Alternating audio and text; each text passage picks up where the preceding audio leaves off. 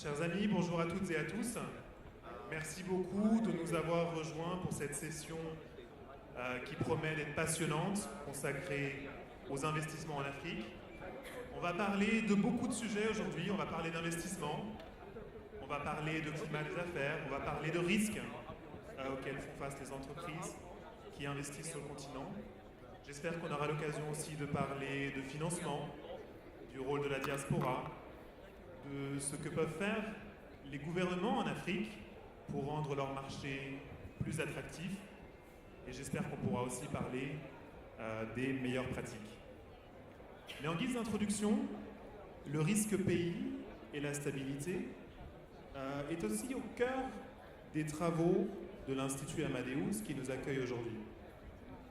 Et chaque année, l'Institut Amadeus publie deux indices, un indice d'attractivité économique et un indice de stabilité politique, qui sont pensés comme des outils d'information et d'aide à la décision à destination des entrepreneurs. Et pour nous présenter l'édition 2017 de ces indices de stabilité politique et d'attractivité économique, je vous demande d'accueillir sur scène avec nous Salma Benbachir, qui est la directrice stratégie et des partenariats de l'Institut Amadeus. Bienvenue Salma. Merci Frédéric, bonjour à tous. L'indice de stabilité politique et l'indice d'attractivité économique est réalisé par l'Institut Amadeus avec la collaboration de Casa Finance City Authority. Ce sont les seuls indices réalisés par un pays africain et qui regroupent la totalité des pays africains. CFCA ayant d'abord une vocation africaine, nous soutient donc de nouveau cette année dans la réalisation de ces indices. Ces indices permettent de cerner les principaux enjeux de stabilité, les risques politiques réels et le niveau d'attractivité de ces pays. C'est un outil efficace d'évaluation et d'aide à la décision d'investissement pour les principaux opérateurs économiques et les grandes entreprises internationales.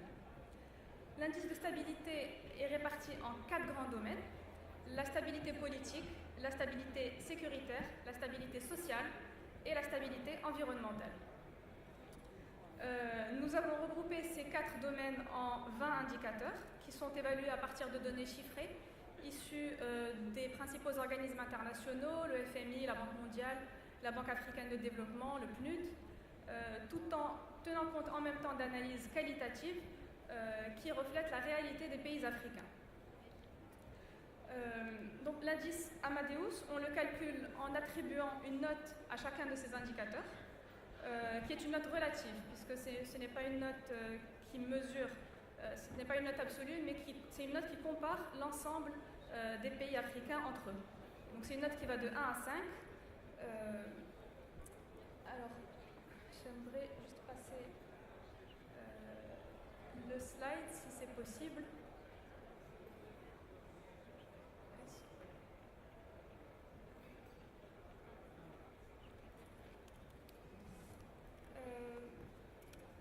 Est-ce que quelqu'un pourrait faire passer le slide, sinon on continue comme ça? Bon.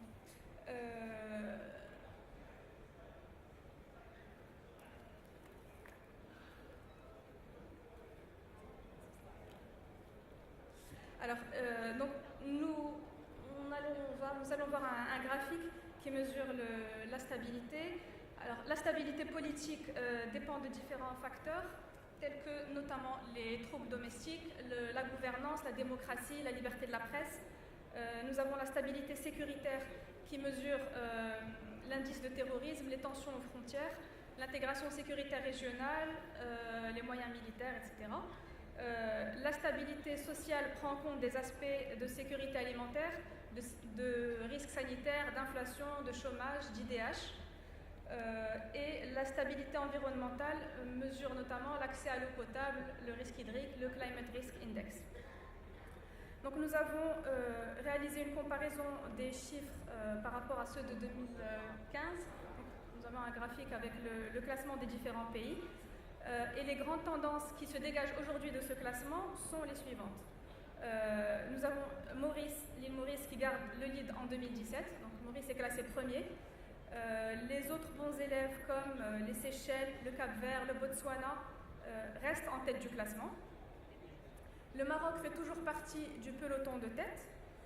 Il est en 5e position en 2017 en termes de stabilité, alors qu'il était 6e en 2015. Donc on a une progression du Maroc.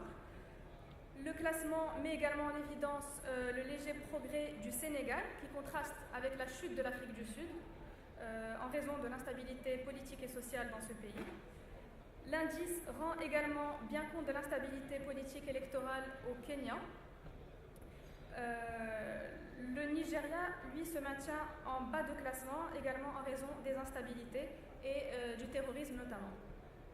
Et on retrouve les États faillis en queue de classement, à savoir le Soudan, la République démocratique du Congo, le Sud-Soudan, la Centrafrique, Libye et Somalie qui restent encore en queue de classement.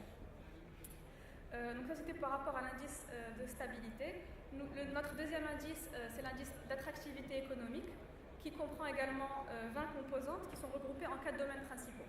Nous avons la dynamique macroéconomique, donc tout ce qui mesure le budget, le PIB, le taux de croissance, la diversification de l'économie. Nous mesurons également le marché cible par sa population, son niveau de revenu, le taux d'urbanisation, la taille de sa classe moyenne notamment. Nous avons deux autres indices, deux autres indicateurs, la facilité d'entreprendre, qui mesure le doing business, l'indice de compétitivité, l'indice de corruption, la performance logistique, l'intégration financière régionale, et enfin les compétences humaines par la productivité, le chômage et les dépenses d'éducation. Et cette année, nous pouvons noter que les principales tendances sont que les pays, les marchés attractifs, portes d'entrée régionales sur le continent restent toujours les mêmes, à savoir l'Afrique du Sud, le Botswana, le Maroc, l'île Maurice, l'Égypte et le Rwanda. Au passage, le Maroc perd un rang dans l'indice par rapport à 2015, mais il reste dans le trio de tête. Il est 3e derrière le Botswana. Le Kenya sort du top 3 de l'indice, il est passé 11e. Et le classement reflète également l'attractivité de certaines locomotives continentales, à savoir la Côte d'Ivoire, l'Éthiopie et le Sénégal principalement. Quant au marché à faible attractivité immédiate, il reste globalement inchangé, à savoir la Somalie, la Centrafrique, le Sud-Soudan et la Libye. Donc voilà, c'est une explication de quelques... Enfin, on vous a expliqué la démarche, les principaux résultats qu'on a pu obtenir cette année. Nous allons diffuser plus d'informations sur ces indices et nous espérons qu'ils pourront servir de référence pour les investisseurs au Maroc et en Afrique de façon plus générale. Merci Frédéric. Merci beaucoup Salma. On a bien pris note des dynamiques, l'Afrique du Sud, le Maroc, le Kenya, le Sénégal. Et ça va être intéressant de voir ce qu'en pensent nos panélistes. Et j'aimerais tout de suite commencer par vous les présenter. À ma gauche, Laurent Lamotte, qui est un habitué des Med Days et l'ancien Premier ministre d'Haïti. À sa gauche, M. Mossadegh Bahi, qui est le fondateur de la chaîne hôtelière Azaleh, une des rares chaînes hôtelières 100% africaines installées sur le continent, au Mali, en Guinée, au Burkina Faso, au Bénin. À côté, Ursula Aide, qui est la présidente de la fondation Allemagne-Afrique. Ursula, je précise que vous avez également une carrière politique derrière vous. Vous avez été membre du Parlement allemand et vous avez notamment été l'envoyé spécial du conseiller allemand Gerhard Schröder pour les affaires africaines. Ensuite, Marcus Courage. Marcus, vous nous rejoignez de l'Afrique du Sud. Vous êtes le directeur général et le fondateur de l'Africa Practice, un cabinet de conseil spécialisé dans les risques, dans la stratégie, dans la communication à destination des entreprises qui étendent leurs activités vers de nouveaux marchés et notamment en Afrique. Frédéric Loua, vous êtes le directeur général de la COFAS au Maroc. Alors la COFAS, on la connaît très bien pour l'assurance crédit, mais on la connaît aussi pour son expertise du risque pays, là où elle accompagne ses clients. Je précise que vous avez également travaillé au sein de la Banque mondiale et également au sein du département de risque pays de la Société Générale à Paris.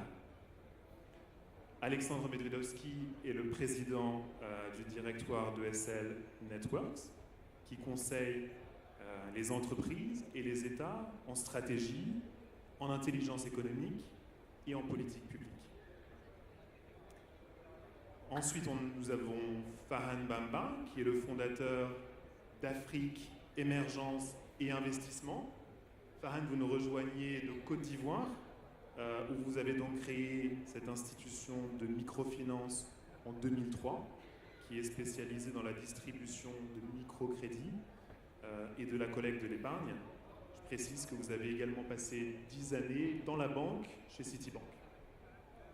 Et enfin, Jules Ngankam, vous nous rejoignez du Kenya, où vous êtes le vice-directeur général de l'African Guarantee Fund, qui fournit des garanties aux acteurs bancaires pour soutenir leurs activités de prêt, et particulièrement les activités de prêt à destination des PME.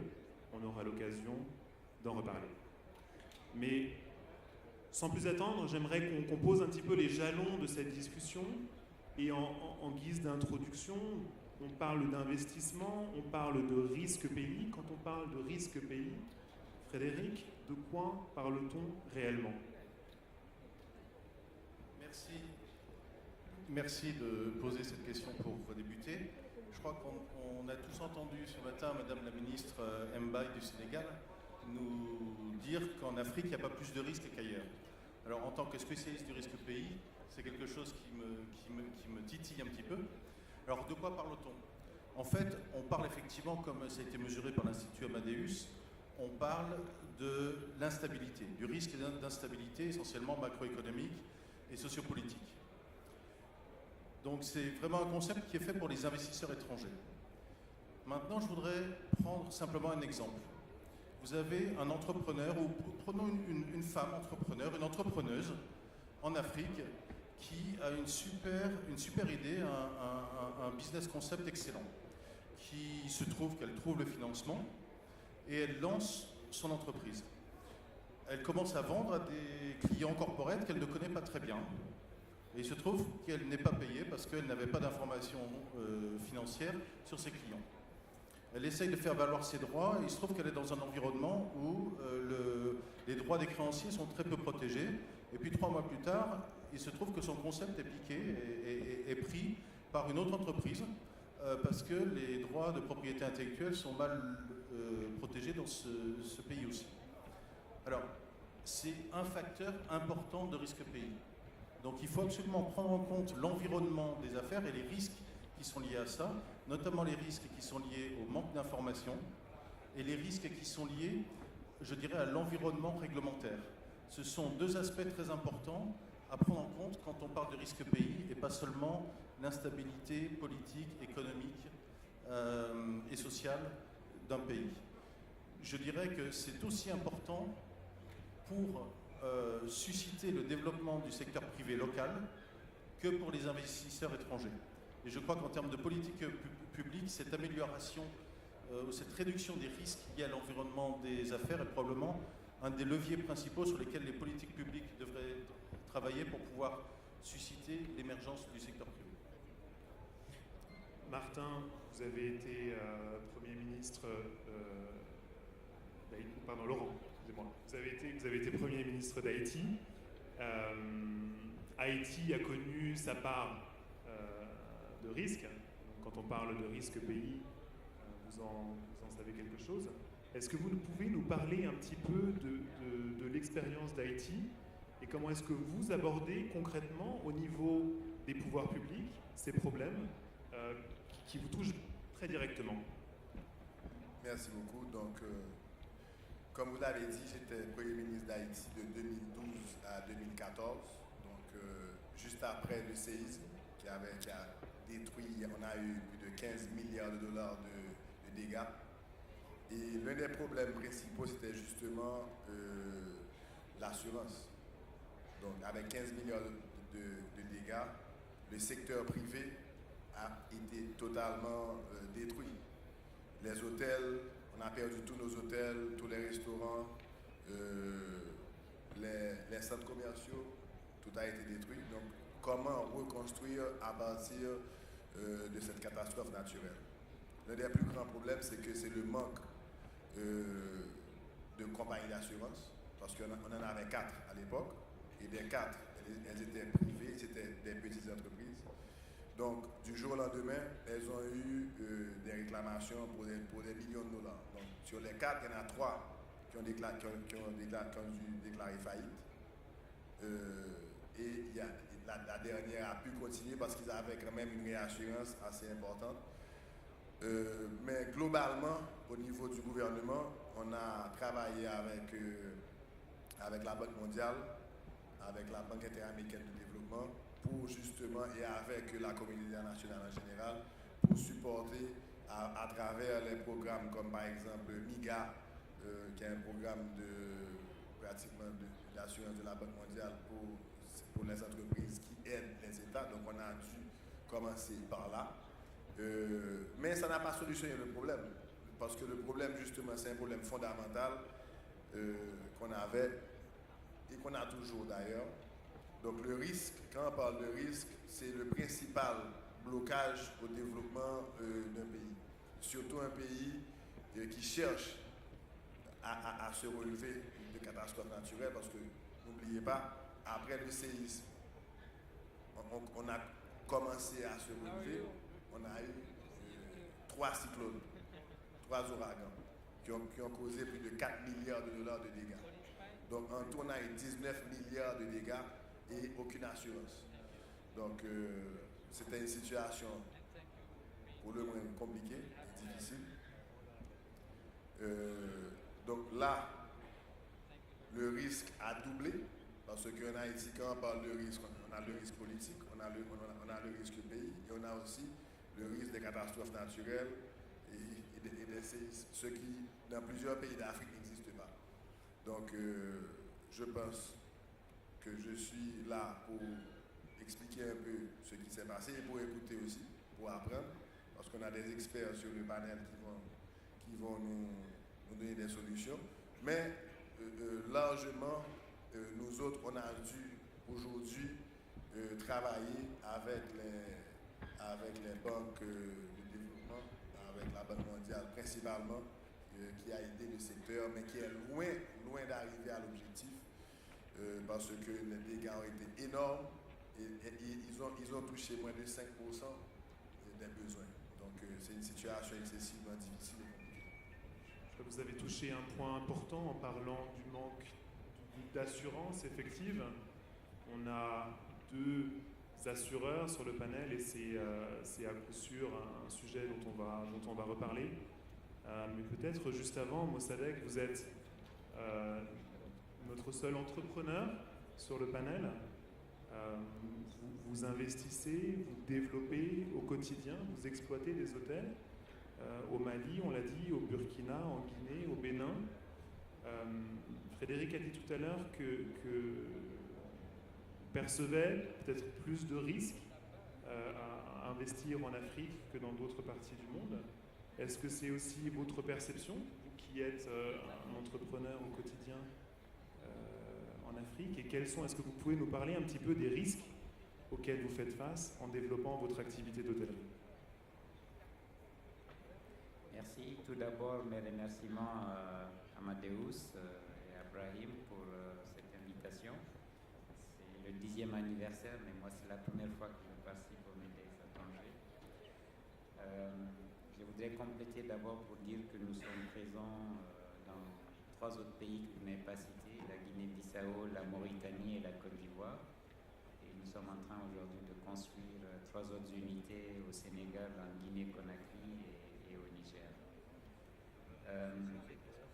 En fait, moi je dirais que sur le continent africain, les opportunités sont beaucoup plus nombreuses et beaucoup plus intéressantes, ce qui ne va pas vous étonner puisque c'est le seul continent qui aujourd'hui n'a pas encore réellement enclenché son développement. Donc il y a beaucoup dans mon secteur des infrastructures hôtelières, il y a beaucoup plus de besoins sur le continent africain qu'en Europe, aux États-Unis. Donc, vu sous cet angle-là, il est beaucoup plus intéressant aujourd'hui d'investir sur le continent africain dans plusieurs domaines, je dirais d'ailleurs dans tous les domaines, que d'aller investir sur d'autres continents où le retour sur investissement est quand même beaucoup plus lent et beaucoup moins intéressant. Les risques sont plutôt liés, je dirais, aux risques environnementaux. Et nous, on est bien placés parce que nous avons notre unité au Burkina Faso, à Ouagadougou, l'Azalaï Hotel Indépendance, qui a été saccagé pendant les événements d'octobre 2014. Et nous venons juste de commencer les travaux de rénovation et d'extension. Mais un risque de ce genre peut être aussi transformé en opportunité, puisque nous profitons de cette fermeture pour remettre sur le marché un hôtel beaucoup plus moderne et agrandi d'ailleurs, puisqu'on va passer de 176 chambres à 230 chambres. En 2012, il y a eu un coup d'État au Mali, stupide d'ailleurs, puisque c'était quelques mois avant des élections présidentielles. Mais bon, peut-être que tout coup d'État est stupide d'ailleurs. Et nous avons été obligés de fermer on a 4 unités au Mali, on a fermé 2 unités pendant 8 mois. Au Sénégal, nous avons mis 2 ans pour avoir un permis de construire. Et au Bénin, nous avons travaillé avec une entreprise pour la construction de notre hôtel. Cette entreprise nous a donné une caution bancaire d'une banque de premier ordre, la Société Générale. Donc c'est une banque internationale de premier ordre. Et lorsque l'entreprise de construction a été défaillante, nous avons mis en jeu la caution. La Société Générale a refusé de respecter sa signature et n'a pas payé sa caution. Nous avons été obligés d'aller au tribunal pour obliger la Société Générale, banque internationale de premier ordre, à respecter sa signature. Ce sont ces genres de... Je suis persuadé que la Société Générale n'aurait jamais agi comme ça à Paris, à Londres ou à Francfort. Ce sont ces genres de risques environnementaux que les entrepreneurs en Afrique rencontrent, sans compter les problèmes de lourdeur administrative qui donnent lieu à de la corruption pour faire avancer les dossiers.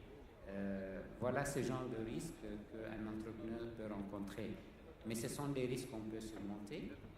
Ce sont des risques qu'on peut assurer. Les risques commerciaux sont assurés par les sociétés qui sont membres du CIMA, du code CIMA, et ça fonctionne bien. Nous, chaque fois qu'on a eu un sinistre, un conteneur qui a été perdu en mer ou volé, un sinistre, des dégâts des eaux, ces assurances payent.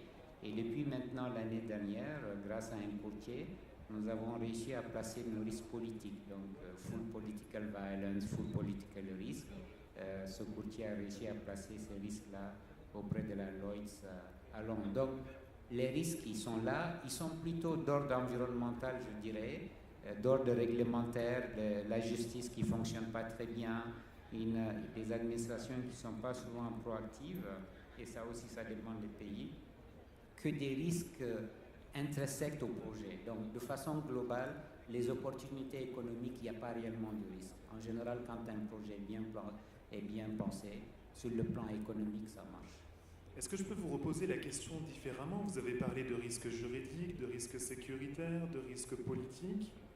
Vous avez également dit que vous avez étendu votre activité. Vous êtes maintenant présent dans 7 pays, si je vous ai bien suivi. Comment est-ce que vous choisissez les pays vers lesquels vous étendez vos activités? Et est-ce qu'à l'inverse, vous dites, pour certaines raisons, il y a des endroits où on ne va pas? Alors nous, on est d'abord dans une logique de consolidation de réseau. Aujourd'hui, on a un réseau, une chaîne panafricaine. Nous avons une dizaine d'unités hôtelières gérées sous notre propre marque, la marque Azalaï, avec des compétences africaines. Et notre première logique, c'est d'abord de consolider en Afrique de l'Ouest. C'est pour ça que d'ailleurs, nous n'avons pas pris des opportunités dans d'autres parties telles que l'Afrique centrale et l'Afrique de l'Est, ou même le Maghreb. J'ai souvent mes amis marocains qui nous disent quand est-ce que vous venez au Maroc. Deuxièmement, nous pensons quasiment dans tous les pays africains, en tout cas dans notre secteur des infrastructures hôtelières, il y a des besoins. Il y a moins de besoins dans les grands pays tels que le Maroc, l'Afrique du Sud ou le Kenya où l'offre est quand même assez importante. Mais en dehors de, je dirais, d'une dizaine de pays qui ont vraiment bien développé les infrastructures, j'ai cité le Maroc, je peux citer aussi l'Égypte dans cette dizaine, tous les autres pays ont des besoins. Donc les opportunités sont partout. Bon, bien sûr, je n'irai pas construire aujourd'hui un hôtel en Libye, je n'irai pas construire aujourd'hui un hôtel en Somalie, mais dans 5 ans, rien ne m'empêcherait d'aller en Libye parce que je pense que dans 5 ans, les problèmes vont se résoudre. Donc, les risques aussi ne sont pas, la cartographie des risques en Afrique n'est pas figée. Ça évolue en fonction des développements politiques. Qui aurait imaginé que l'un des pays les plus attractifs aujourd'hui sur le continent, c'est le Rwanda, qui n'existait quasiment pas il y a 20 ans. Qui aurait imaginé que l'un des pays les plus attractifs du continent, c'est aujourd'hui l'Éthiopie? Moi, je me rappelle, il y a 25 ans, dès qu'on parlait Éthiopie, on parlait famine et désastre. Aujourd'hui, c'est très certainement le pays qui est le plus attractif sur le continent africain. Donc, en dehors de quelques pays où vraiment, effectivement, il ne faut pas aller pour l'instant, je dirais qu'il y a des opportunités un peu partout. Nous, on se limite simplement à des zones géographiques par souci de respecter une logique de développement et une logique de renforcement de notre marque dans une zone géographique bien déterminée. Vous avez mentionné un autre point important qui est le fait que la situation est profondément évolutive sur le continent, qu'elle évolue en permanence et qu'elle crée par là le besoin pour les entreprises de suivre la situation et de s'adapter en permanence. On a deux experts du Conseil en risque pays sur le panel. Peut-être Alexandre, on peut commencer avec vous. Vous conseillez les entreprises à manager ces risques lorsqu'elles veulent développer leurs activités sur le continent. Quels sont leurs soucis? Avec quels problèmes elles viennent vous voir? Et comment est-ce que vous les aidez à adresser ces risques?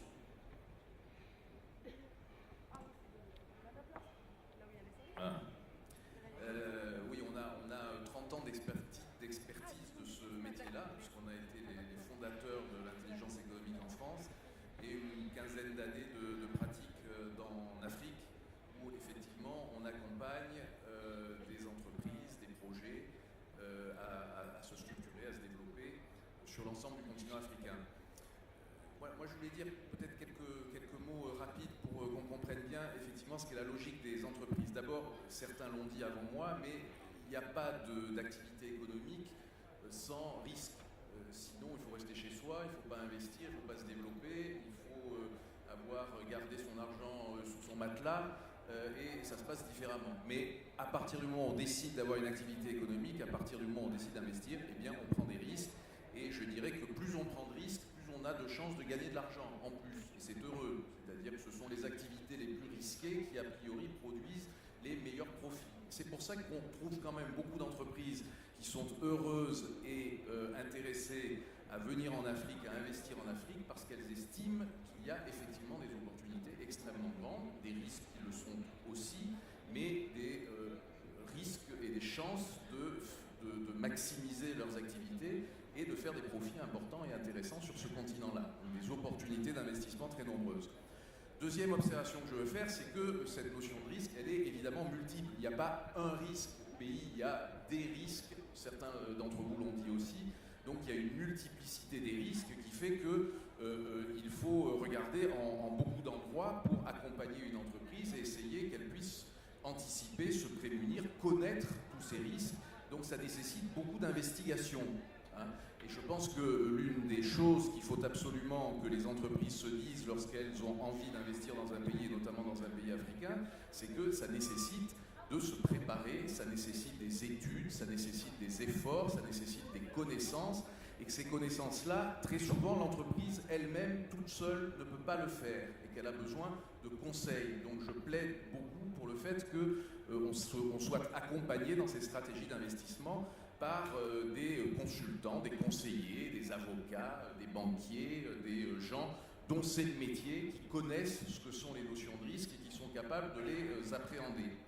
L'autre chose qui me frappe aussi, c'est que peut-être que l'Afrique n'est pas un continent plus risqué qu'ailleurs et qu'on retrouve beaucoup de risques aussi. Donc je comprends très bien ce que voulait dire la première ministre, l'ancienne première ministre du Sénégal, en disant l'Afrique n'est pas un continent plus risqué qu'un autre. Mais il s'avère malgré tout qu'en Afrique, il y a une concentration de risques différents qui sont extrêmement nombreux. Risque de sécurité, risque de terrorisme, risque d'instabilité politique, risque juridique, risque fiscal, risque d'environnement. On voit d'ailleurs que cette notion de risque est évolutive, puisqu'il y a des risques aujourd'hui qu'on intègre dans les stratégies d'entreprendre et d'entreprise qu'on n'intégrait pas avant. Je pense au risque climatique, par exemple, qui est devenu un élément des choix d'investissement des entreprises aussi. On voit bien que l'Afrique peut se sentir concernée aussi par ces risques-là. Et que donc il faut être capable d'anticiper tout ça, de s'y préparer, de regarder comment organiser les choses. Et ça fait partie évidemment de la panoplie de nos métiers que de permettre de le faire. Et puis n'oublions pas aussi que décider d'investir en Afrique, c'est souvent décider de choisir des partenaires, de choisir des équipes sur place, de choisir des implantations, et que tout ça nécessite des techniques là aussi qui sont des techniques de compliance ou de due diligence sur lesquelles on aura sûrement l'occasion de revenir tout à l'heure et qui doivent nécessiter là aussi de faire appel à des spécialistes parce que tout ne peut pas se faire à l'intérieur d'une entreprise. Je terminerai d'un mot ce petit propos introductif pour dire que, somme toute, il ne faut pas non plus s'inquiéter particulièrement trop de ces notions de risque et considérer en tout cas que ça empêche les investissements dans des pays. Vous savez que les investissements étrangers directs en Afrique, c'est à peu près 60 milliards de dollars par an, plutôt d'ailleurs en légère diminution ces 2 dernières années. Sur ces 60 milliards de dollars d'investissements directs étrangers, il y en a plus de la moitié qui sont concentrés dans 5 pays. Ces 5 pays, c'est l'Angola, l'Égypte, le Nigeria, le Ghana et l'Éthiopie. Quand vous regardez comment sont classés ces pays, souvent dans la liste des risques pays, des risques sécuritaires, des risques politiques, ces 5 pays sont en règle générale toujours considérés parmi les pays les plus risqués, au moins sur la sécurité ou sur le risque politique. Je ne rentre pas dans les détails, mais vous retrouverez ces 5 pays dans le top des pays à risque politique ou à risque sécuritaire, dont on sait qu'ils sont des risques très importants pour les entreprises. Donc ça veut dire que même lorsque on est un pays à risque politique, à risque sécuritaire, cela n'empêche pas les investissements étrangers. Ça veut donc dire que les entreprises font leur choix, ont décidé de le faire quand même, mais sont accompagnées pour ça, pour le faire, et pour essayer malgré tout de ne pas prendre des risques inconsidérés par rapport à leur business model. Merci beaucoup. Marcus, vous aussi, vous accompagnez des gouvernements, vous accompagnez des entreprises. On vient de voir que paradoxalement, ce n'est pas nécessairement les pays qui sont perçus comme les plus sûrs qui accueillaient le plus d'investissements sur le continent africain. Vous-même, vous êtes basé en Afrique du Sud. Comment est-ce que vous percevez ça? Est-ce qu'on peut dire, l'Afrique recoupe une réalité qui est quand même extrêmement pluriforme, variée. Est-ce qu'on peut dire où est-ce qu'il fait bon investir en Afrique aujourd'hui? Et est-ce que pour rebondir sur le propos d'Alexandre, est-ce qu'on peut dire aujourd'hui qui investit en Afrique? Merci beaucoup. Si vous me permettez, je vais parler en anglais. Désolé les francophones dans l'audience, mais je suis sûr que ça va être a nicer experience for you if I speak in English. So, first let me just say that there's nothing that Dominic said that I don't agree with. I think he gave a very good summary of our industry and how we approach the counsel that we give to clients. The most prominent refrain that I hear from business leaders at the moment relates to regulatory risk. That is political government intervention to change the rules of the game, to change legislation, and to impose new regulations.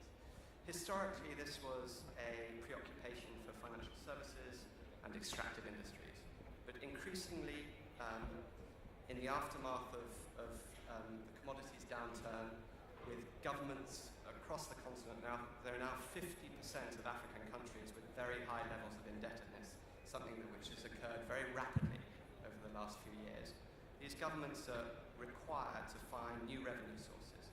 So they've been moving into different sectors of the economy, away from the big commodities, natural resources companies, financial services companies, telecoms, into consumer goods, ICT, different industries, to impose regulation with a view to broadening out the tax base and incurring royalties and revenues through that means. And as a consequence of that, companies are really much more live to this prominent, what they see as a threat of regulatory risk. And certainly we've been finding in our own business that we've had a much broader diversity of clients from different industries coming to us saying, how do we manage this? The first thing we say to them is get good information, good intelligence, good insights, so that you're ahead of the game. You can start to forecast and anticipate regulatory change before it occurs. And then you can manage a dialogue with the regulators to try and accommodate that or mitigate the threat that might represent to your business. Now, regulatory risk is motivated by political choices. It's the political and social motivations for policy change. That's what it's all about. So the only way to be ahead of the game, to understand the direction of travel, is to have a very deep-rooted and nuanced understanding of the political economy in which you operate. And too few investors have that understanding. It's a very much a locally ingrained insight that is required. A lot of what we're talking about in the context of risk is politically motivated. And therefore the investments that companies make, as Dominique was saying, really needs to be quite profound. And they can't rely on their own internal resources. To get good advice, you need to have a multiplicity of people giving you a perspective on what's happening. So that's the first point I've made. I think implicit in what I was saying, I think actually I'm an Afro-optimist. I've spent the last 20 years of my life working on this continent. I spent the most part of that time evangelizing about the investment opportunity on the continent. But at the same time, I've put my own money into the continent, and I've been very deliberate in diversifying my business to mitigate risk. So we are geographically spread, we are sector spread, and that is a very deliberate attempt on our part to manage a business that continuously and sustainably grows and can withstand dips in economic activity. So for the last 3-4 years, a lot of us have been talking about these great pockets of growth that we've observed in East Africa. Ethiopia being a great case in point, but Kenya and Tanzania in the early part of the Magufuli administration. Tanzania is a great concern to investors today, and the political crisis in Kenya has devastated that economy over the last 9 months. So from my own perspective, if I had had a concentration of my business in East Africa, I would be in a much less strong position than I find myself in today, with an office now opening in Casablanca, with teams in West Africa and in Southern Africa. Thank you for that insight, but can you tell us a little bit more about where you see those pockets of growth today? Well, I was talking to Ursula just before this, and I think that investors are seduced by the stable and strong leadership and the predictability that they see coming from Morocco, from Ethiopia, and from Rwanda.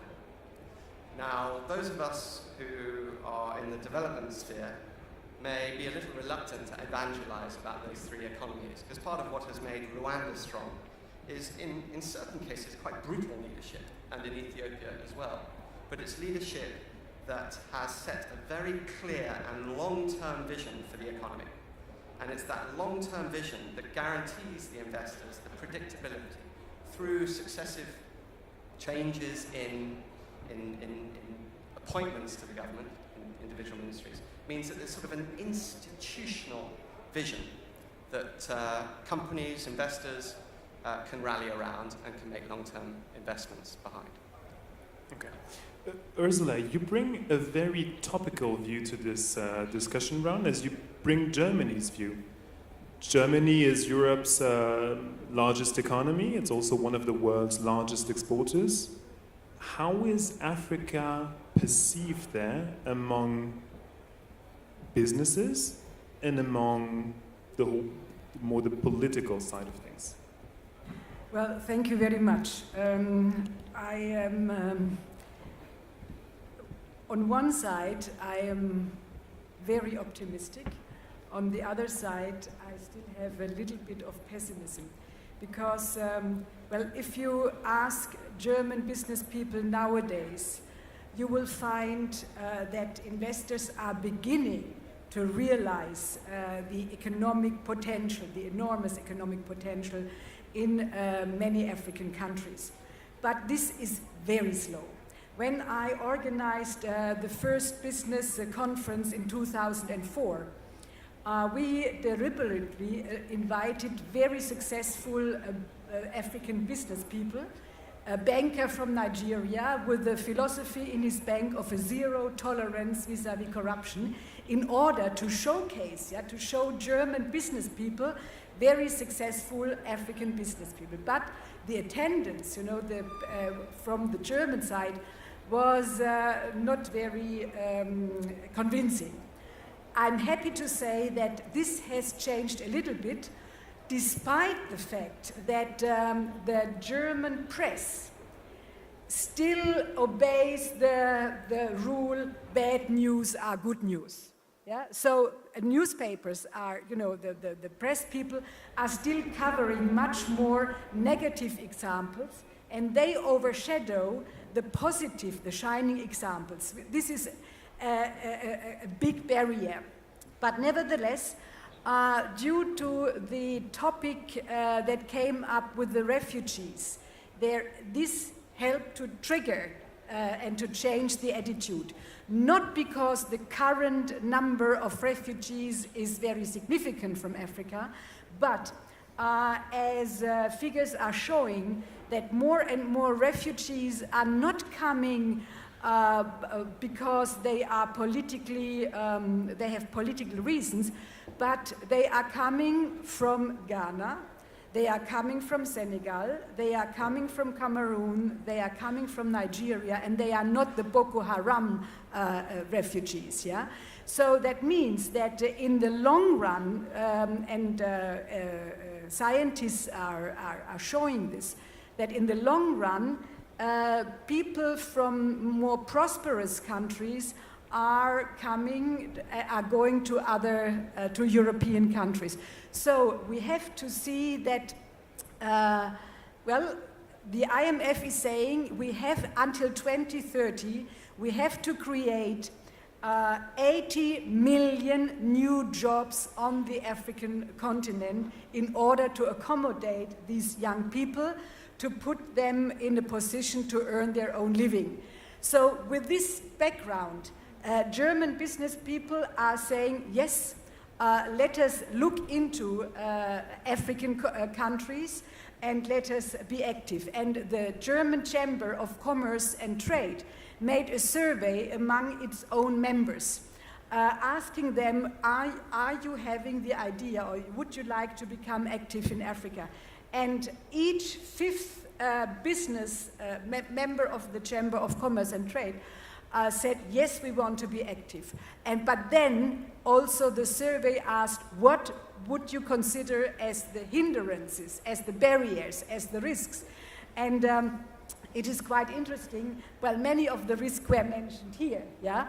And I don't want to repeat them, but one risk was not mentioned yet, and that was the differences, the difficulties with infrastructure, because the lack of reliable infrastructure and the lack of reliable access to energy would raise initial and operational costs for business, and this was one point that they mentioned. You mentioned the interference of politics, yeah? You know, if a government insists that the CEO of a German partner brewery is the brother of a minister, you know, these are things that are happening, so this shies away German business. We have a saying in Germany that goes, business is like an animal in the wilderness. Business is putting the nose up, and if you smell a risk, you shy away, you run away.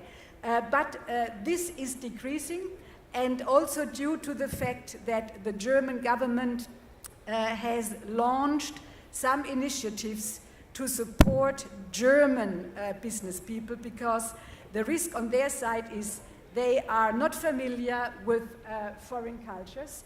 They are quite familiar with East European culture.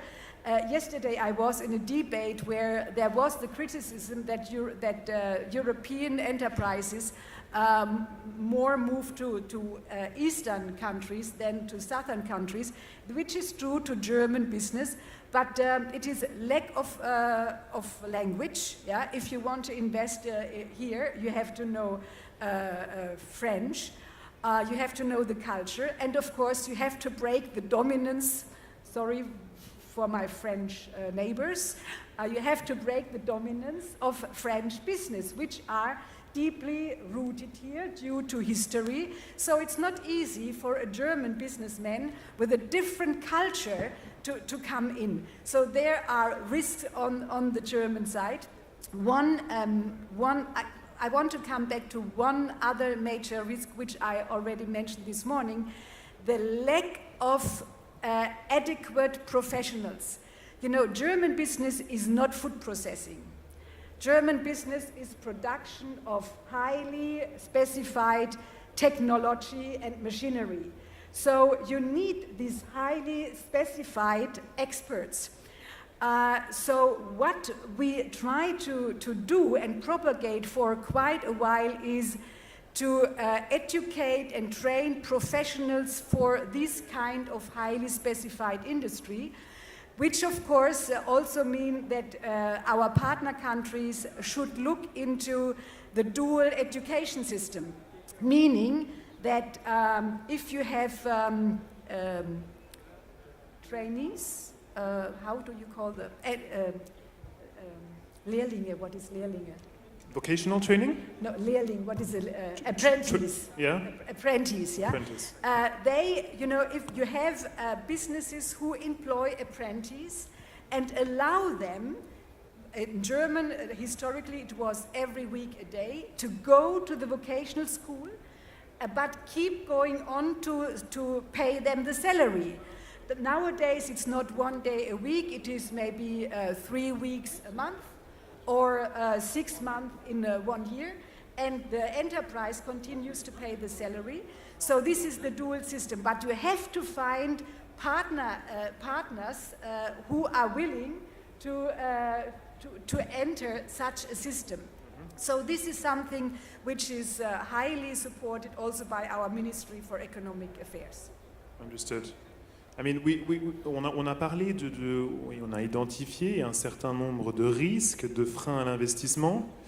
Il y en a un dont on n'a pas encore vraiment tant parlé que ça, c'est l'accès au financement. Jules, j'aimerais en parler avec vous. Vous essayez justement de faciliter l'accès au financement, notamment en fournissant des garanties qui permettent aux prêteurs de prêter ou de prendre un petit peu plus de risques, ou de se diriger vers des segments comme les PME auxquels ils n'iraient pas nécessairement prêter s'ils n'avaient pas de soutien additionnel. Est-ce que, de votre point de vue, il y a un manque de financement aux entrepreneurs en Afrique? Merci. Ok. En fait, le Fonds africain de garantie, ce qu'on fait, c'est qu'on fait des garanties financières au secteur privé pour qu'elles puissent financer l'activité des PME. Aujourd'hui, on a couvert plus principalement le risque pays. En fait, ce qui se passe que le risque pays, c'est lorsque les choses sont vues de l'extérieur. Nous, en fait, au Fonds africain de garantie, on a pris le pari que le développement doit être fait de façon endogène d'abord. C'est-à-dire, pourquoi est-ce qu'on doit attendre que le financement vienne toujours de l'extérieur quand, à l'intérieur, nous avons un système financier parfois qui est sous-liquide. Et lorsqu'on regarde à peu près la dynamique des PME à travers le monde, en Afrique, les PME, en fait, elles constituent 90% du secteur privé, mais ne contribuent qu'à 20% du PIB. Lorsqu'on regarde ce qui se passe en Europe et aux États-Unis, les PME contribuent entre 40 et 50% du PIB. En Asie, nous sommes dans les taux entre 55 et 65%. Pourtant, en Afrique, nous restons à 20%. Donc en fait, nous, le pari, ce qu'on s'est dit, c'est qu'il faudrait d'abord renforcer l'activité interne. Aujourd'hui, en Afrique, il y a une forte croissance de la population. Je veux dire, ce sont des gens qui, à un moment donné, auront besoin de trouver un job. Et comme activité pour pouvoir développer de façon endogène, il faut passer par les PME. Donc on a fait un pari vraiment de couvrir le risque des PME. Aujourd'hui, le gros problème en Afrique, c'est l'accès au financement. D'un côté, on a les banques, de l'autre côté, on a les PME. Je suis sûr que dans la salle, on a plusieurs chefs d'entreprise et ils savent ce que veut dire, quelle est la difficulté pour pouvoir accéder au financement. Donc, nous, en fait, ce qu'on fait, c'est qu'on donne des garanties auprès des banques pour qu'elles puissent prêter aux PME. Aujourd'hui, ce que je dirais, on a commencé en 2012, en portefeuille, nous avions à peu près 3 millions de dollars de garantie en 2012 et pour fin 2017, nous allons atteindre les 700 millions de dollars de garantie en portefeuille. Et ce qui est vraiment impressionnant, c'est que lorsqu'on voit la dynamique à travers le continent africain, nous sommes allés dans plusieurs pays, en Zambie, au Ghana, au Rwanda, au Cameroun, en Côte d'Ivoire, au Sénégal. Là-bas, il y a une très forte demande, au point où aujourd'hui, nous avons même un problème de capacité. On a lancé plusieurs programmes dans les pays d'Afrique où on leur a dit, où on a rencontré des banques pour les inciter à prêter de plus en plus aux PME. Et lorsqu'on a vu la demande locale, on était vraiment impressionnés. Je veux dire, il y a un tissu de PME très dynamique dans la plupart des pays en Afrique. Et aujourd'hui, en fait, les gens ont tendance à parler du risque. Je pense qu'il y a un gros gap entre le risque réel et le risque perçu. Parce que les gens ont tendance parfois, dans leur mesure de risque, à prendre en compte le secteur informel. Pourtant, aujourd'hui, lorsqu'on voit les PME qui sont en dehors du secteur informel, c'est des PME qui sont très dynamiques. Et en termes de business model, c'est des business models qui marchent vraiment. Donc, ça fait qu'aujourd'hui, nous, le pari, vraiment, c'est de pouvoir débloquer à hauteur de 2020 à peu près 3 milliards de dollars vers les PME. Fan, vous voyez ça, vous, de la perspective de micro-entrepreneurs qui sont là où vous intervenez, parfois par essence exclus du système financier, et vous essayez justement de corriger cette faille du système. Comment est-ce que vous percevez ça? Est-ce que quelqu'un qui a une idée, quelqu'un qui a un projet, arrive à le développer et n'a pas de manque au niveau du financement? Merci. Merci. OK. Alors, je voudrais aborder votre réponse en m'appuyant sur mon expérience personnelle. Je voudrais dire que je suis moi-même un entrepreneur africain. J'ai passé une partie de ma carrière, notamment environ 10 ans, dans une banque internationale, une banque américaine, où j'ai fait essentiellement le corporate banking de l'ingénierie financière pendant 10 ans. Et en 2003, je suis ivoirien, donc vous comprendrez pourquoi je le dis. En 2003, en 2002 d'abord, je décide de créer, de lancer une entreprise, notamment de me lancer dans le secteur de la microfinance. Je pars en vacances en août, j'ai négocié avec mes patrons, et je rends hommage à mon ami de gauche, puisque à l'époque mon patron était Félix Bigbo, qui est aujourd'hui lui-même son patron. Et donc j'ai négocié mon départ donc, de la banque, j'ai négocié un fonds pour lancer mon institution de microfinance pour le mois d'octobre 2002. Nous signons la convention de départ le 15 septembre et le 19 septembre, une guerre civile éclate en Côte d'Ivoire. C'est-à-dire 4 jours après, une guerre civile éclate en Côte d'Ivoire. En 48 heures, la Côte d'Ivoire est divisée en deux. Alors,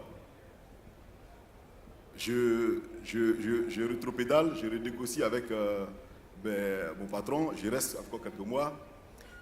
Je réfléchis et je me rends compte que si je devrais attendre que cette crise finisse complètement, probablement je ne m'engagerai pas. Donc, un an plus tard, en octobre 2003, finalement je m'engage définitivement et je crée mon institution de microfinance. Donc, j'aime à le dire un peu partout, c'est une institution qui est née dans la crise, qui a grandi dans la crise ivoirienne et qui a survécu à la crise ivoirienne.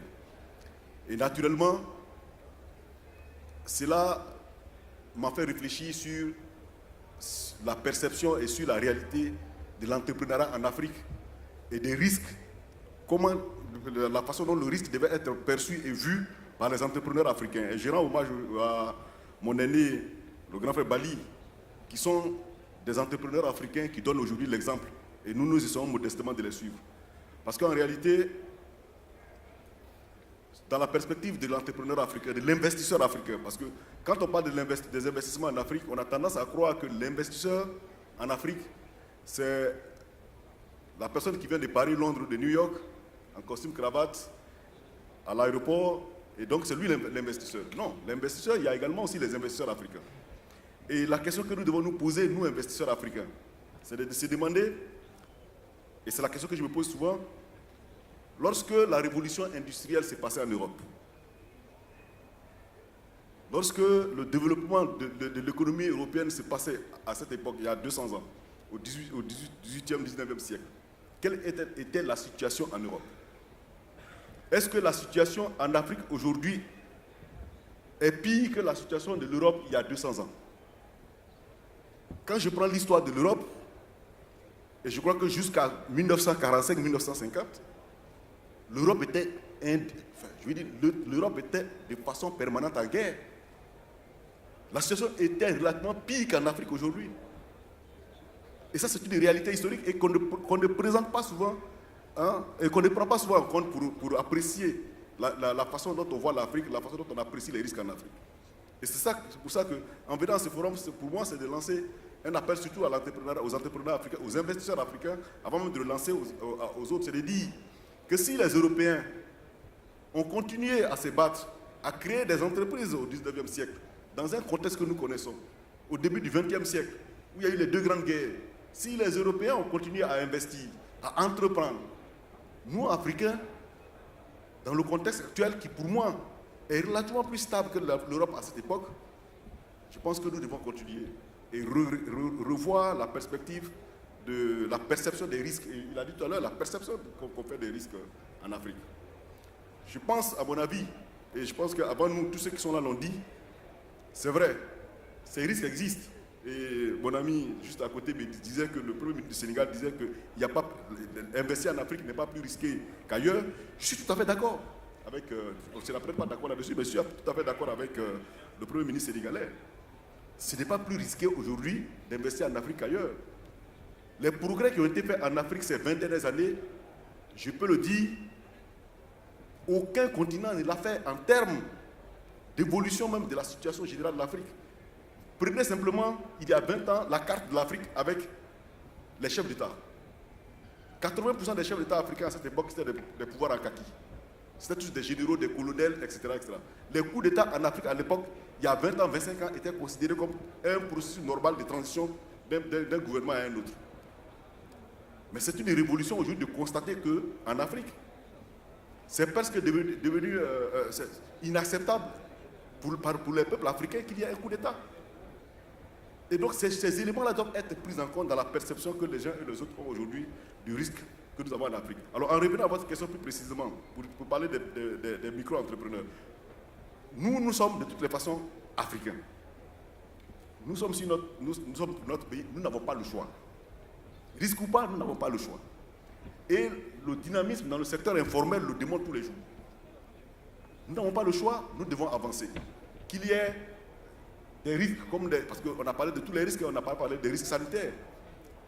On se souvient de l'Ebola. Les étrangers ont quitté la Guinée. Mais je ne crois pas que les Guinéens ont fui la Guinée. Ils ont continué à se battre dans ces contextes. Les gens ont continué à survivre dans ces contextes. Donc pour dire que, pour nous Africains, le contexte, certes, le risque existe, mais nous devons faire avec, et de toutes les façons, les retours sur investissement. Tout le calcul le démontre. Le retour sur investissement est tel que le risque pour nous est minime par rapport à ce que nous pouvons gagner, en termes non seulement de richesse personnelle ou pour la richesse des entreprises, mais pour ce que nous pouvons apporter à notre pays et à notre continent. Et donc, à mon avis, il faut revoir aujourd'hui l'image qu'on a des risques en Afrique. il faut le déconnecter des actualités médiatiques. Et pour moi, ça c'est quelque chose d'extrêmement important. L'actualité médiatique joue extrêmement contre l'Afrique. Et ça, qu'on le veuille ou non, et l'histoire de mon pays et ce que j'ai vu dans mon pays me le démontre tous les jours. Depuis que la Côte d'Ivoire est redevenue stable, j'entends moins parler de la Côte d'Ivoire sur les grands médias internationaux. J'entends moins parler de la Côte d'Ivoire sur les médias internationaux. Il y a des choses intéressantes qui sont passées en Côte d'Ivoire. Et pour revenir peut-être aux investisseurs étrangers, quand je prends la Chine et le Maroc aujourd'hui, l'attitude de ces deux pays sur le continent, l'offensive que ces deux pays continuent à faire en Afrique, montre bien que la perception qu'on veut tenter de donner à l'Afrique sur les risques en Afrique ne sont peut-être pas aussi à la hauteur de ce que la réalité est. Et aujourd'hui, la Chine, aujourd'hui le Maroc, qui a fait une percée extraordinaire dans les pays d'Afrique subsaharienne et particulièrement en Afrique de l'Ouest, montre bien que malgré ces risques, il y a de quoi faire. Et il ne faut pas avoir peur de ces risques. Et je voudrais vraiment dire que pour nous, Africains, et là je parle vraiment au nom des PME africaines, nous n'avons pas le choix. Ces risques, ils existent. Nous comptons sur, par exemple, des fonds comme le Fonds africain de garantie pour accompagner les initiatives des PME africaines. Et nous espérons que d'autres initiatives, d'autres organisations viendront soutenir et continueront à soutenir le développement des micro-entreprises, les petites entreprises et les PME en Afrique. C'est un point important que vous mentionnez. Merci beaucoup pour cette intervention. C'est un point vraiment important, cette dichotomie entre risque réel et risque perçu, et la manière dont l'actualité médiatique dont vous parlez influence la perception des gens. J'aurais beaucoup aimé avoir le point de vue politique là-dessus. Laurent, je me tourne vers vous. Haïti fait face d'une certaine manière à ces mêmes défis en termes de risques réels, risques perçus, l'actualité médiatique qui est extrêmement dominée par les catastrophes climatiques qui ont pu avoir lieu. Comment est-ce que, en tant que politique haïtien, vous arrivez à y faire face et quelle réponse est-ce qu'on a à ces difficultés? Bon, je suis entièrement d'accord avec vous. Il y a certainement un acharnement médiatique sur nos pays. Et chaque fois qu'il y a un problème, le problème est multiplié par 100, justement pour créer une perception négative. Et ça a des conséquences négatives énormes sur l'économie du pays et sur la possibilité d'investissement, de créer des emplois et tout et tout. Mais ceci dit, nous autres Haïtiens ou Africains, on est bien imbus des opportunités que notre continent offre, que nos pays offrent. Et on est bien imbus que ceux qui veulent investir prendront le risque de venir faire cet investissement. Parce que celui qui investit sait très bien qu'il investit pour une raison. Il a son plan d'affaires, il a ses projections, et il sait très bien qu'aujourd'hui, investir en Afrique, c'est l'un des meilleurs continents au monde dans lequel investir, pour plusieurs raisons, pour les raisons que nous avons citées là aujourd'hui, mais des raisons démographiques uniquement, et de la diversification du continent lui-même. Parce que quand on parle d'investir en Afrique, il y a 54 pays dans lesquels les gens ont l'opportunité d'investir, où le degré de risque est différent et le degré de retour est aussi différent. Donc ceci offre à l'investisseur étranger la possibilité de diversifier ses risques et de réduire aussi ce genre d'activité. Donc, ceci dit, moi, enfin, j'ai investi en Afrique depuis, on a une société de technologie depuis qui, en 2018, va nous faire 20 ans. Et nous sommes investis dans plus de 15 pays en Afrique. Donc, ceci dit, on comprend bien qu'il y a des risques, oui, certes, comme dans tous les pays. Investir aux États-Unis, il y a autant de risques d'investir aux États-Unis qu'investir dans plusieurs pays d'Afrique. Et la seule chose, c'est que l'innovation, la valeur ajoutée qu'on peut avoir en Afrique, on n'aura certainement pas en Europe ou aux États-Unis. Où il y a beaucoup à faire en Afrique, il y a beaucoup à faire dans les Caraïbes, et tout a déjà été fait aux États-Unis ou en Europe. Donc il y a très peu d'opportunités d'innover dans ces pays. Donc, moi, je suis, si vous voulez, un grand croyant dans l'investissement dans les pays émergents. Et l'investisseur qui vient le sait aussi. Donc maintenant, c'est comment mitiger le risque, c'est avec justement les mécanismes dont nous avons discuté, c'est comment venir avec des outils, les garde-fous, si vous voulez, pour ce genre d'investissement. Mais il est indéniable que investir aujourd'hui en Afrique, c'est l'une des meilleures choses qu'un investisseur pourrait faire. Regardez les résultats, que ce soit dans les sociétés de télécommunications. Alors, comme a dit un intervenant tout à l'heure, il y a un risque de régulation.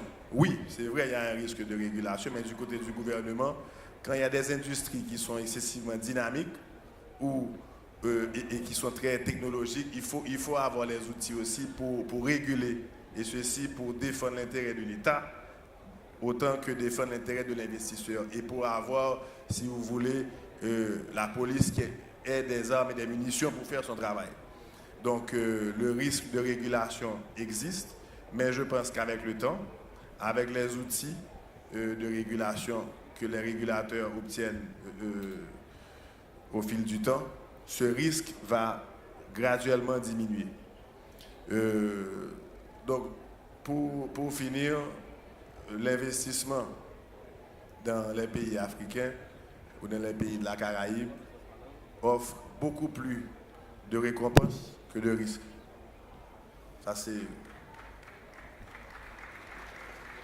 Mossadegh, vous vouliez réagir? Oui, en fait, toujours dans ce sens-là de la différence entre la perception du risque et la réalité du risque en Afrique qui est grossie par le traitement de l'information à l'international, parce que malheureusement, quand on parle de l'Afrique, on en parle sur France 24, CNN, BBC et ainsi de suite. Et on sait que aujourd'hui, le journalisme, c'est surtout un journalisme de sensation. Donc il est peut-être temps que les médias africains jouent leur rôle de parler de l'Afrique suivant les réalités africaines. Ça, c'est un... De deux, ces pays-là, notamment les pays occidentaux aussi, ne rendent pas un service parce que lorsqu'il y a un attentat dans un hôtel à Bamako, comme ça a été le cas en 2016, toutes les grandes chancelleries mettent sur leur site web mais n'allez pas à Bamako. Et lorsqu'il y a eu 19 morts à Bamako, et lorsqu'il y a un carnage à Paris, 120 morts, personne ne dit à ses ressortissants n'allez pas à Paris. Je pense que cette situation-là doit changer. Autre chose, si les investisseurs allemands ne veulent pas venir en Afrique, c'est pas grave. Nous, les Africains, on doit investir, on doit continuer à investir. J'aurais un investisseur allemand, son aversion au risque sera, à mon avis, et de façon éternelle, beaucoup plus élevée que mon aversion au risque en tant qu'Africain.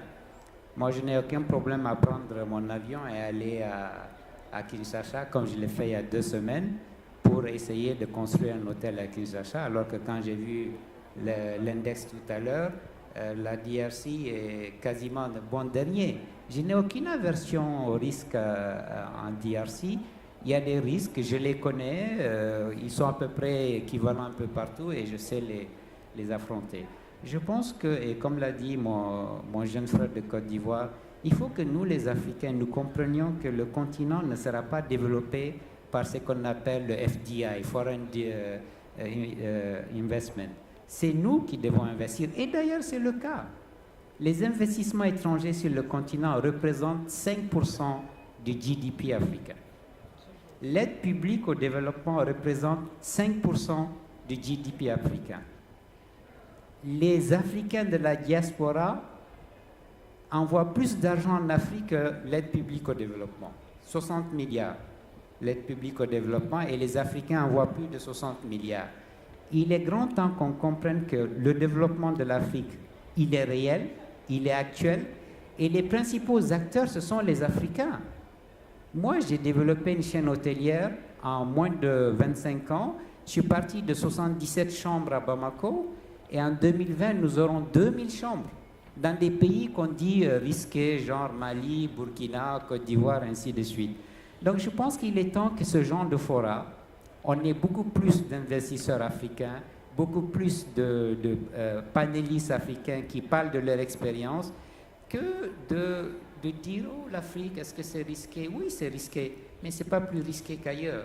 Et donc, je pense que nous devons mettre l'accent sur la communication, sur la perception que nous-mêmes nous donnons de notre continent, que nous, les Africains, nous devons investir comme nous le faisons actuellement. C'est nous qui investissons à peu près 90% des investissements qui se passent sur le continent sont africains. Et pour finir,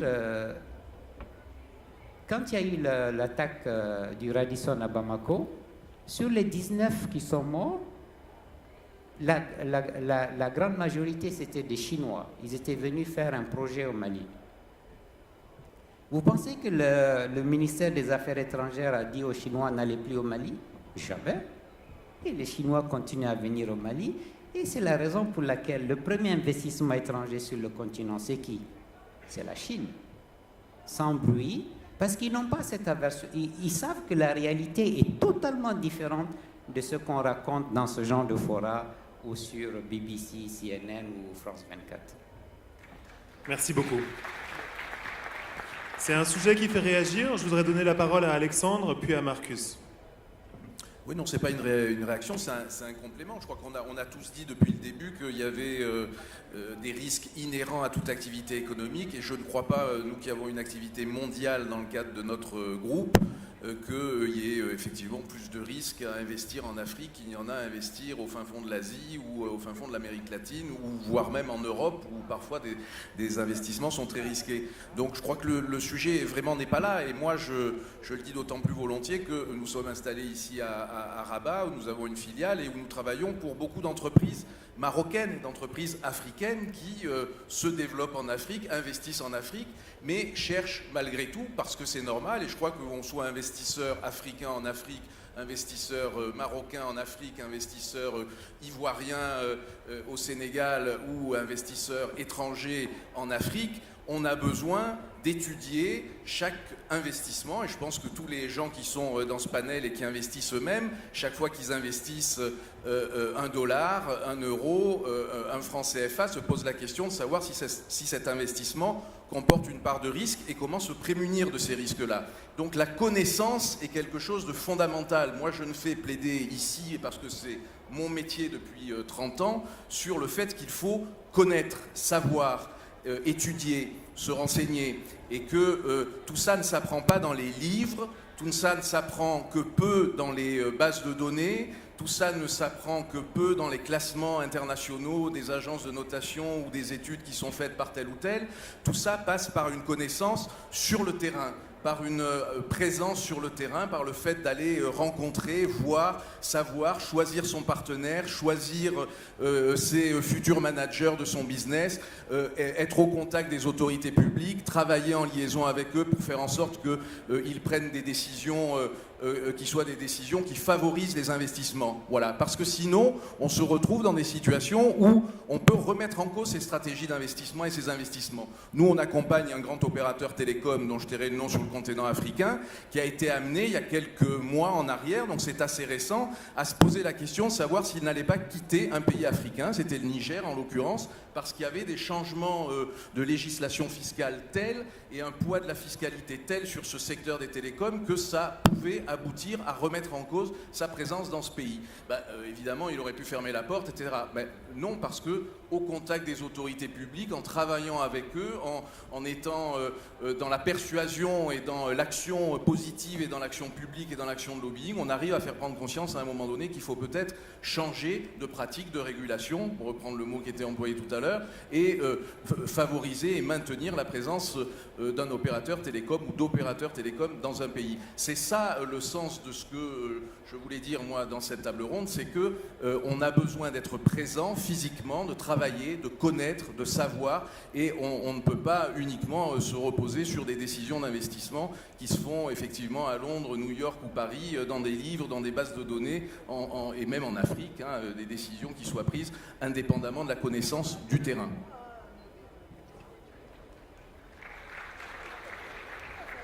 Merci beaucoup. Marcus? Merci beaucoup. I'd like to touch just briefly on this issue of perception. So I've been a student of perception for the best part of 20 years now. I remember the days of the hopeless content coverage, and I remember equally the more recent days of this Africa Rising narrative. Both do the continent a great disservice. This is a complex continent of 54 countries, each, as we all very well know, very different, nuanced local operating environments. And to treat as one blanket coverage, either good or bad, does all of us in this room and everyone who seeks to develop business on the continent a great disservice. So I think the sooner we can start to talk in isolation about unique opportunities, and the better for the continent. I think also one of the things that I'm encouraging our clients to do is to actually look at concentrated opportunities in markets. So that may be very well in tier 2 cities, not looking at the country as a whole, but the opportunity for a specific product or service in a city outside of the capital, a tier 2 city, where competition might be less fierce, where local vested interests might be less strong, and where the opportunity and the demand for a specific service or product that company might provide may be very latent. So that's the first thing that I'd like to say. I also think when we make excuses about perception, we're being lazy. 10, 15 years ago, I recall that the amount of coverage that the continent of Africa got in terms of economic and business journalism was proportionate roughly with Argentina. 54 countries, same coverage as one country. In the period since, big media houses like Bloomberg, the FT, our own African journalism houses have invested quite heavily in their coverage of the continent, and specifically on economic and business issues. The coverage has never been as good, and that is part of the reason why we were able to have this sort of Africa Rising bubble. So let's not make excuses about perception anymore. The other point I would make on that is, if the opportunity was really as great as we wanted the perception to reflect, then frankly, I don't think we'd have the absorptive capacity on the continent anyway to take on that scale of investment. So that's the first point I'd like to make, if I may. I've lost track of my second thought, but we're a big panel anyway, so maybe we can turn on. Il y avait un point, avant de vous donner la parole, Frédéric et Mossadegh, il y a un point qui me vient à l'esprit. On a parlé beaucoup de perception, on a parlé beaucoup d'images. Et il y a un terme qui me vient à l'esprit qu'on n'a pas mentionné, c'est la diaspora. Il y a plus de 10% des diplômés africains qui vivent et travaillent aujourd'hui sur un autre continent. Et c'est peut-être elle, finalement, qui connaît le mieux ses pays d'origine, qui connaît ses potentiels, ses opportunités, qui peut en parler le mieux, qui a aussi du talent, qui a des idées et qui peut éventuellement amener des capitaux. Est-ce que vous avez l'impression, tous autour de la table, que les gouvernements et que les États s'appuient suffisamment sur ce pilier pour justement changer ce message, renforcer leur attractivité? Je vous en prie. Moi, je pense que la diaspora africaine aujourd'hui a une responsabilité. Elle a une responsabilité économique, elle a une responsabilité sociale, puisque généralement les fonds qu'ils transfèrent servent souvent à soutenir la famille, mais elle a également aussi une sorte de responsabilité politique. Parce que ce sont des personnes qui sont exposées à différentes formes de gouvernance, qui sont exposées dans des environnements où des expériences politiques, les évolutions, les changements qu'ils perçoivent peuvent apporter des choses intéressantes pour l'Afrique. Et l'appel qu'on peut leur lancer, c'est de dire il faut retourner vers la mère patrie. C'est clair, met souvent cette responsabilité systématiquement sur les gouvernants, en disant que les gouvernements doivent réunir les conditions pour faire ceci, pour faire cela. Et moi, ma vision, c'est de dire qu'on donne trop de place dans nos décisions personnelles au gouvernement. Décider de rentrer dans son pays ne doit pas forcément être basé sur des conditions incitatives particulières que prendrait un gouvernement de son pays. Cela devrait dépendre de la volonté, de sa propre volonté de contribuer au développement de son pays. Et c'est cette même attitude qu'on devrait avoir en tant qu'investisseur. Et le grand frère Bali le disait tout à l'heure, je ne crois pas que en partant en RDC, il se fonde forcément sur les décisions qui auront été prises auparavant par le gouvernement de RDC. C'est sa profonde conviction de dire qu'il veut contribuer au développement de son continent, qu'il veut aller plus loin que ce qu'il a fait dans son propre pays. C'est ce qui l'amène à aller vers d'autres horizons, en tout cas sur le continent. Et pour moi, si j'avais un mot ou une adresse à faire à cette diaspora africaine, c'est de dire que l'Afrique est à un tournant décisif de son histoire. Tout le monde parle du potentiel de l'Afrique, tout le monde parle du dynamisme qu'il y a aujourd'hui sur le continent. Il est temps qu'eux, ils participent de façon plus dynamique, de façon différente, pas seulement en apportant de l'argent.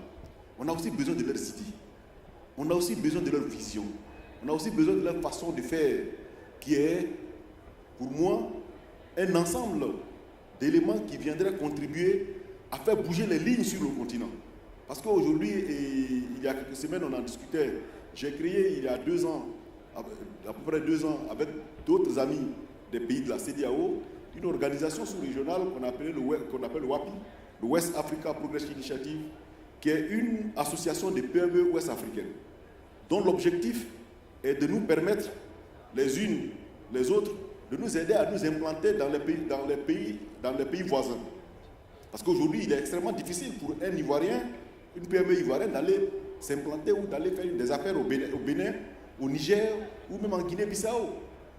En Côte d'Ivoire, la Sierra Leone ou le Libéria semblent être un pays extrêmement lointain. Paris est plus proche dans notre esprit que Monrovia. Et donc, notre rôle, c'est de dire il faut casser ces barrières psychologiques et dire qu'en partant de Sierra Leone, on peut venir faire des affaires en Côte d'Ivoire. En partant de Bamako, on peut aller faire des affaires à Niamey. Et donc, pour ce faire, il faut créer, donc, pour ceux qui ont déjà pris cette initiative, qui ont déjà une première expérience de création d'entreprise, il faut nous réunir, nous associer et essayer de détruire ces barrières-là, parce que simplement, celui qui quitte Bissau pour venir à Dakar ou pour venir à Bamako trouverait un ami qui lui faciliterait les choses. Donc, c'est la même démarche que j'aimerais que la diaspora fasse vis-à-vis de notre continent. Merci. Merci beaucoup. Vous soulevez un point important qui est celui aussi de l'intégration régionale.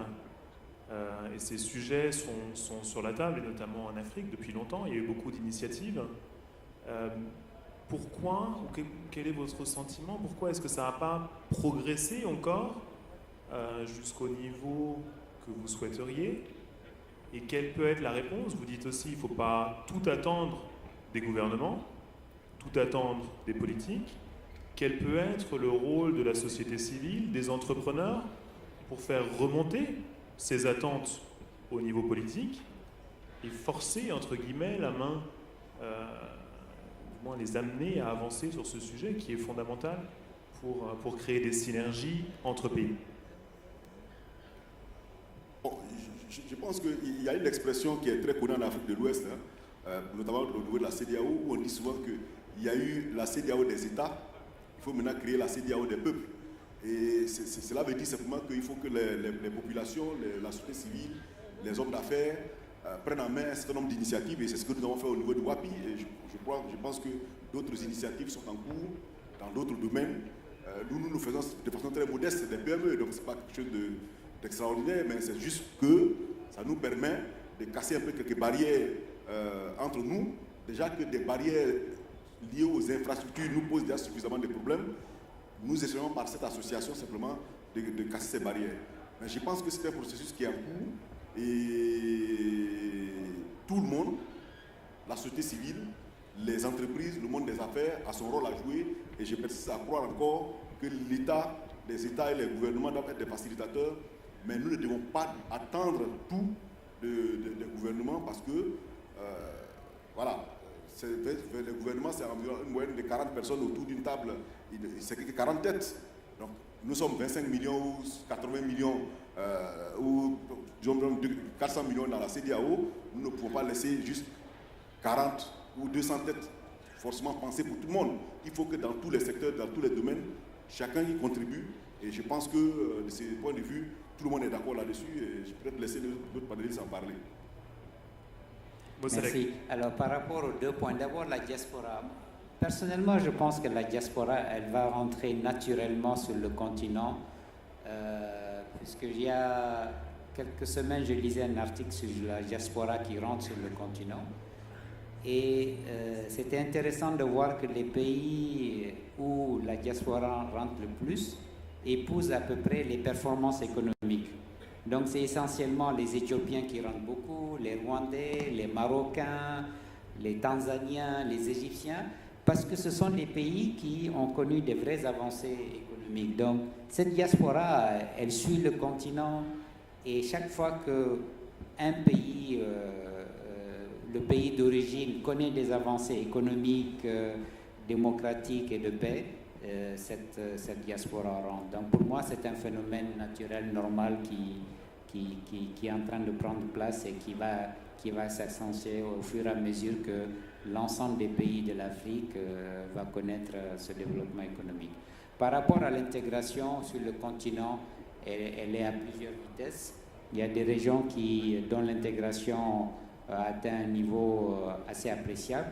Je pense par exemple à la CEDEAO, à l'UEMOA. Sur le versant Est, donc l'Afrique de l'Est aussi connaît des avancées notables. Par contre, la CEMAC est en retard et l'Union du Maghreb arabe, on n'en parle même plus. Donc ça, c'est complètement en panne. Voilà un peu. On arrive doucement à la fin de ce débat. J'ai encore une petite question pour vous. Ça a été souligné, l'investissement, l'entrepreneuriat, il doit d'abord venir d'Afrique, et vous, Mossadegh, vous en êtes un exemple. Qu'est-ce qu'on peut, une question qui me taraude, entre guillemets, qu'est-ce qui manque aujourd'hui pour faire émerger des champions africains, qui soient des exemples, qui soient une émulation? Le chiffre que j'ai en tête, c'est qu'il y a sur le continent aujourd'hui 400 entreprises, seulement, entre guillemets, pour un marché qui fait un marché d'1,2 milliard d'habitants, entre guillemets. Qu'est-ce qu'on peut faire pour faire émerger davantage de champions africains? Mais il y a déjà des champions africains. C'est-à-dire qu'il faut toujours voir d'où on vient. Moi, quand j'ai commencé à travailler au Mali, il y a une trentaine d'années de cela, il y avait 2 banques commerciales. Et ces 2 banques commerciales dépendaient de Paris. C'était la BMCD, Banque Malienne de Crédit et de Dépôt, mon aîné là, il connaît, qui était filiale du Crédit Lyonnais. Et puis c'était la BIAO qui était filiale de la BNP. Aujourd'hui, on a Bank of Africa, on a Banque Atlantique, on a Ecobank. On oublie cela. Aujourd'hui, un crédit que moi je demanderais à Bamako ne va plus à Paris, ne va plus à Bonn. Ça reste sur le continent. Ça peut peut-être venir ici à Casa parce que les groupes bancaires marocains ont pris de l'importance. Il y a des champions quand on prend l'assurance. Mais avant, chez moi au Mali ou dans toute la 6 régions, il n'y avait que l'UAP. Aujourd'hui, je peux m'assurer chez Sounou, champion africain de l'assurance. Je peux m'assurer chez NCA, champion africain de l'assurance. On oublie cela.